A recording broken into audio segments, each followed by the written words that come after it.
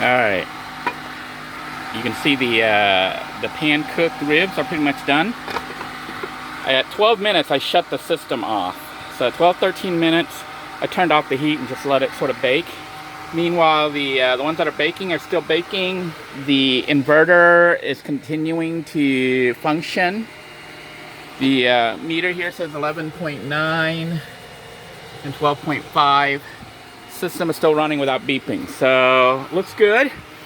We are about 15, 17 minutes into the cooking process. I'm gonna flip this over to try to let it cook evenly. So what I'm gonna do is just flip this meat over and let it bake on this side now. This is the back side of the ribs. Oops. Spill there, we're gonna have to clean. And looks like it may be possible to use the toaster oven in the system as is, which is amazing. And some of you might be saying, well, if you use up all the power to cook, then aren't you screwed? Not really, because the system charges back up as the sun shines. So, alright, so I flipped it over to let it cook a little bit better. I might even put some body and some other seasoning on the other side, just to do it enhanced flavoring there. Let me do that, as a matter of fact. Alright, I am going to open this up. Slide this back out real quick. Crap, I think I went out a little too far. Alright, we'll fix it later. But for now, we're going to pour some body on this side. Just give it flavoring on the back side as well. I don't think you can ever have too much body or use too much body. This is like a miracle seasoning and the minced onion.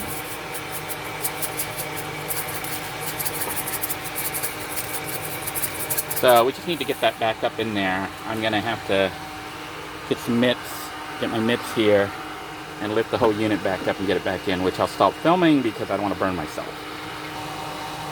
Alright, I took the tray off first. For those of you who are watching, so you can see, I don't want, you know, shoving this back in there could be a pain. I think it went up higher, went up one higher. I wanted it right down that bottom so it comes out when you kind of pull on it. And we're going to put it back in now. So I didn't want to try to do it without, you know, taking it apart first. I mean, taking it off. I didn't want to risk spilling and burning myself. But anyhow, we are cooking. It looks like the pan fry is a lot faster. We're going to take a moment here and take a look at the food and see what it turned out like. Meanwhile, this is continuing to bake on the other side. I'm going to try to let it bake. It's down to about 9 or 8 minutes left. We're going to try to let it go through its full 30-minute cycle and see if it doesn't finish cooking without running out of power. Meanwhile, I am going to go ahead and get the rice cooker from the van and get the dish and show you what it looks like. So stay tuned. Alright, as you can see, I have brought in the rice cooker from the van, scooped up some of the rice here, and what we're going to do is just set that, I guess I'll set it, I'll set it up here. The rice can stay warm on that thing. It'll continue to stay warm. And we're going to go ahead and get our ribs from here. The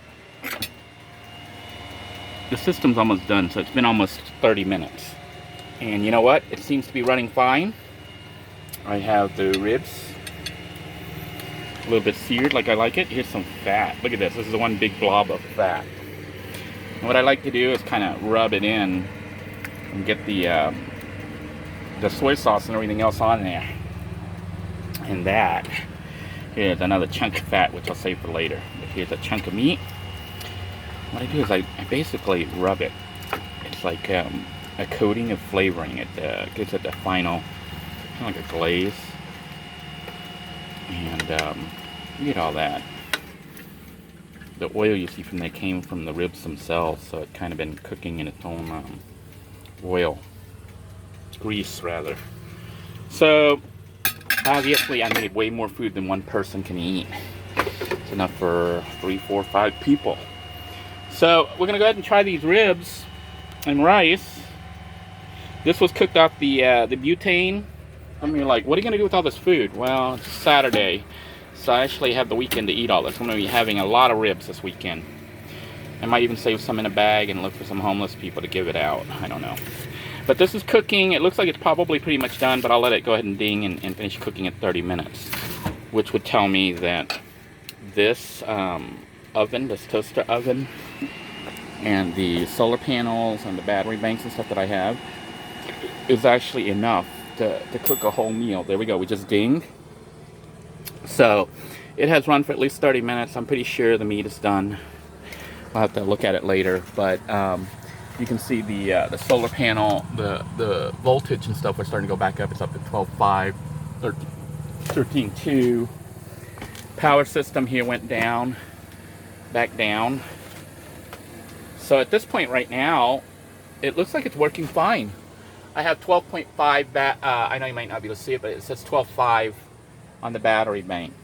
So there was enough power in the system as it's configured to fully cook like ribs or steak or something for 30 minutes, which is actually nice to know.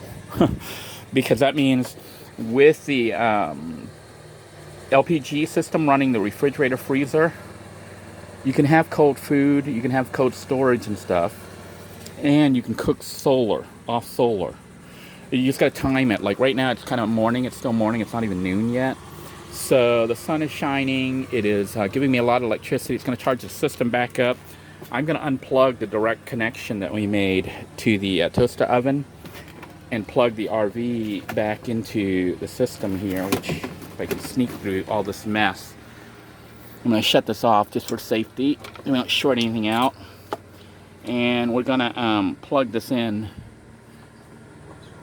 And what happens when I turn this on is the whole RV is now connected to the power. You can see it says 12.7 there. So 12.6, 12.7. As I unplug everything, it says 12.7. As I plug things back in, it says 12.6. So the RV now has 120 volts. I can plug the system back in. Now, I didn't have to do a direct connection like this. I could have just, plugged this guy into the multi-plug outlet and plugged it in, but I didn't want to do that because, it's high voltage and a lot of current flowing through there, and I wanted a direct connection, which I think is safer. It's trying to avoid fires, basically. Wires can melt when it gets really hot. So I plugged everything back in. Like if I wanted to, I could turn this on and it would work, but I don't want to do that. Well, maybe I'll do it just to show you it does work. See? It's on right now. Actually, it's off. Now it's on. See the light? Because I had to flip that switch on. Now it's on and cooking. So I could have done it like that and not mess with the cabling here.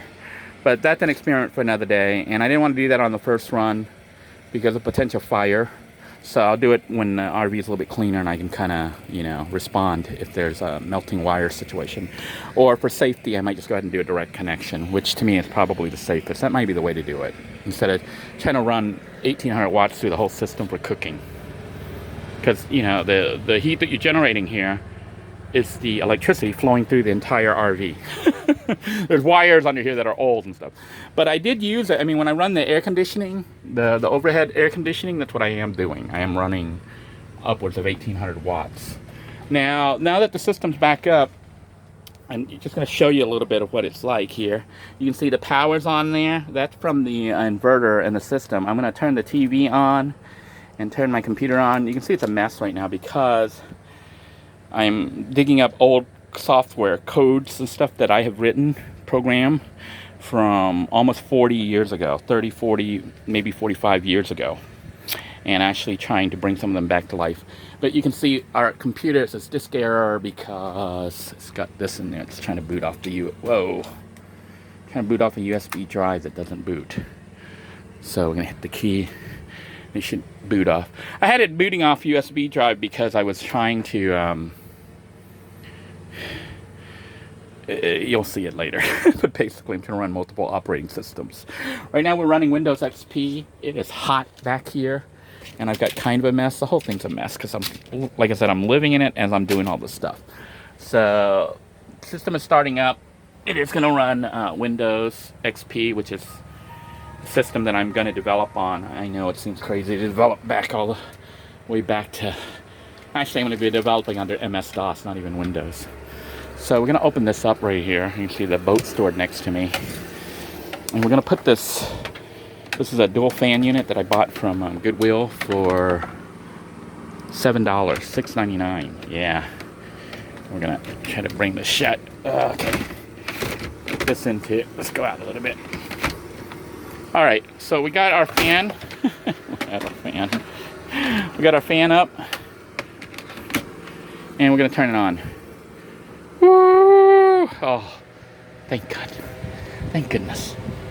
There's a nice breeze on me. It was cooking in here. It was hot. But I'm getting, this is 120 volt fans.